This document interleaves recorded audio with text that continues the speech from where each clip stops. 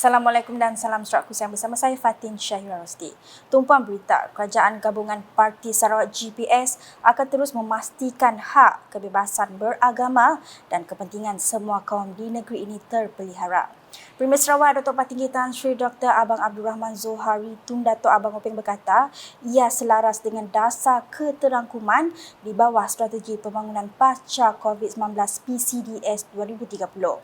Jelasnya penubuhan unit hal ehwal agama-agama lain UNIFOR merupakan sebahagian daripada usaha untuk memperkasakan dasar keterangkuman berkenaan yang bukan sahaja bertujuan untuk memberi bantuan kewangan tetapi turut merangkumi usaha untuk menyatukan masyarakat pelbagai agama dan kaum di Sarawak. Beliau berkata demikian dalam perutusan Hari Wesak 2023 pada Rabu. Premier Sarawak menambah Hari Wesak yang disambut pada 4 Mei oleh penganut Buddha merupakan perayaan terpenting bagi penganut-penganut agama Buddha di mana sambutan pada tahun ini diharap terus membawa kebahagiaan dan keharmonian kepada Sarawak dan seluruh rakyatnya. Dalam pada itu, Datuk Patinggi Tan Sri Abang Zohari menzahirkan ucapan selamat menyambut Hari Wesak kepada semua penganut agama Buddha di seluruh Sarawak. Sementara itu, Premier Sarawak menerima kunjungan hormat Timbalan Menteri Komunikasi dan Digital Teo Ni Ching di Wisma Bapak Malaysia pada Rabu. Kunjungan tersebut merupakan sebahagian daripada lawatan rasmi beliau selama 2 hari ke Sarawak.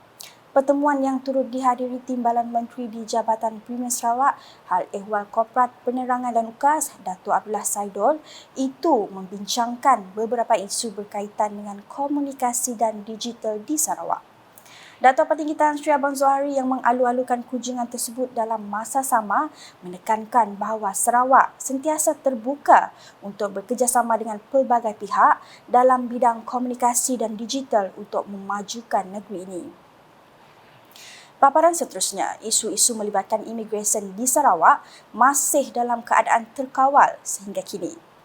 Perkara tersebut disahkan oleh Pengarah Imigresen Negeri Sarawak, Abang Abdul Halim Abang Naili ketika ditemui semasa mengadakan kunjungan hormat terhadap Premier Sarawak di Wisma Bapak Malaysia pada Rabu. Jelas beliau pihaknya telah mengambil pelbagai langkah proaktif untuk memastikan kawalan imigresen di negeri ini dijaga dengan baik. Setakat ini untuk isu-isu imigrasionnya alhamdulillah masih terkawal lah. Macam keadaan di pintu masuk checkpoint kita di sama ada checkpoint udara dan juga darat. Jadi itu pun telah dimaklumkan kepada Yang Amat Berhormat Premier. Dan juga berkenaan dengan bekalan pasportnya, so it should be no issue lah on the part of Immigration Sarawak. So basically it's just satu sesi lah untuk kita melihat pandangan kerajaan negeri Sarawak, kerajaan Sarawak dalam pengurusan isu-isu immigration di negeri ini. Menurut Abang Abdul Halim, selain mendapatkan pandangan dan nasihat daripada Premier Sarawak, kunjungan pihaknya itu juga bagi membentangkan beberapa cadangan berhubung penambahbaikan perkhidmatan imigresen. Tegasnya lagi, Imigresen Sarawak akan terus memantau keadaan dengan teliti dan mengambil tindakan sewajarnya jika terdapat sebarang kelemahan dalam kawalan imigresen di Sarawak. Selanjutnya, masyarakat di kawasan Dewan Undangan Negeri Dun Demak Laut digalakkan untuk terus melibatkan diri secara aktif dalam aktiviti-aktiviti berpersatuan. Menurut Timbalan Menteri Tenaga dan Kelestarian Alam Sekitar Sarawak, Dr. Hazlan Abang Hibni, individu yang menyertai sebuah persatuan akan dilatih dan didedahkan dengan pelbagai kemahiran insaniah. Sebagai contoh, katanya apabila bekerja secara berpasukan, ia akan dapat membuahkan hasil yang terbaik di samping meningkatkan kemahiran dalam pengurusan organisasi. Beliau berkata demikian semasa berucap dalam Majlis Rumah Terbuka Aidilfitri, anjuran pertubuhan bukan kerajaan NGO, Kampung Muara Tebas yang dihadiri lebih 600 tetamu di Kuching baru-baru ini. Ahli Dewan Undangan Negeri Adun Demat Laut itu menambah, dengan menyertai aktiviti persatuan, ia secara tidak langsung akan melahirkan sumber manusia berkualiti di peringkat kampung di mana seseorang ahli juga dapat dibentuk menjadi pemimpin akar umbi. Di Bintulu pula, dua laluan di tapak penyelenggaraan Jalan Tun Hussein On berhadapan Taman Jason telah dibuka pada petang Selasa bagi meredakan kesesakan lalu lintas yang berlaku. Jalan tersebut dijangka dibuka sepenuhnya dalam masa terdekat selepas kerja-kerja penyelenggaraan selesai dilaksanakan. Dalam pada itu, Adun Tanjung Batu Johnny Pang Leong Ming telah mengadakan lawatan kerja ke tapak berkenaan pada Selasa bagi meninjau serta memastikan kerja tersebut berjalan lancar. Johnny ketika ditemui menyeru agar pihak kontraktor memastikan langkah-langkah keselamatan sementara disediakan dengan lengkap termasuk meletakkan tanda-tanda isyarat dengan jelas demi keselamatan pengguna jalan raya terutamanya pada waktu malam.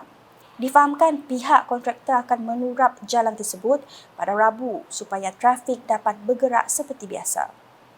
Manakala Adun Meradong Datuk Ding Kuang Hing meneruskan program lawatan di kawasannya dengan melawat 6 lagi rumah panjang di kawasan Skim B Meradong pada Selasa. Lawatan tersebut diadakan pada setiap tahun melalui Pusat Khidmat Dun Meradong untuk mengetahui serta memantau permasalahan dihadapi oleh penduduk rumah panjang di kawasan itu. Dalam masa sama, Datuk Ding menyeru kepada penduduk rumah panjang agar menulis surat permohonan kepada Pusat Khidmat Dun dan Parlimen melalui tuai rumah jika mempunyai sebarang permohonan. Menurutnya, Premier Sarawak Datuk Patinggi Tan Sri Dr. Abang Abdul Rahman Zohari Tun Datuk Bongopeng komited dalam membangunkan infrastruktur untuk kemudahan rakyat di negeri ini. Tegas beliau dengan sokongan padu dari penduduk di situ, ia memudahkan Kerajaan Sarawak dalam membangunkan serta menyediakan infrastruktur kepada rakyat. Sekian edisi malam bersama saya Fatin Syahira Rosti. Berita lebih lanjut boleh didapati di semua platform media sosial UKAS termasuk portalukas.sarawak.gov.my dan UKAS Channel di YouTube.